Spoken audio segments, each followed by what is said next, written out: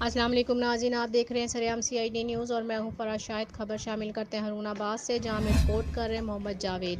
ان کا کہنا ہے ہارون آباد سفید چھڑی کے عالمی دن کے مناسبت سے government special education school Haroonabad میں سوچ ویلفیئر فاؤنڈیشن کے زیر اہتمام تقریب کا انعقاد کیا گیا۔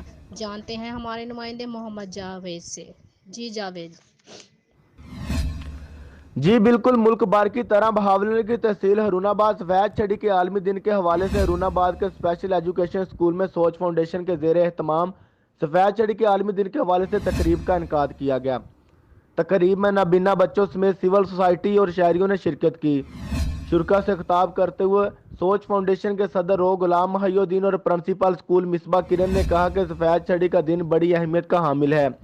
ہمیں نابینا افراد کو معاشرے کا مفید شہری بنانے کے لیے انہیں معاشرے میں جائز مقام دینا ہوگا۔ جبکہ تقریب کے مہمان خصوصی اسسٹنٹ کمشنر ہارون آباد عبدالجبار گجر نے کہا کہ نابینا افراد کو ان کے تمام جائز حقوق دے کر ہم انہیں ملکی ترقی میں مزید بہتری لا سکتے ہیں اور یہ ہماری خصوصی توجہ کے مستحق ہیں۔ تقریب میں شریک خصوصی بچوں نے بھی تقاریر اور ٹیبلو پیش کرتے ہوئے حاضرین سے خوب داد وصول کی۔ بچوں میں مختلف تحائف بھی تقسیم کیے گئے۔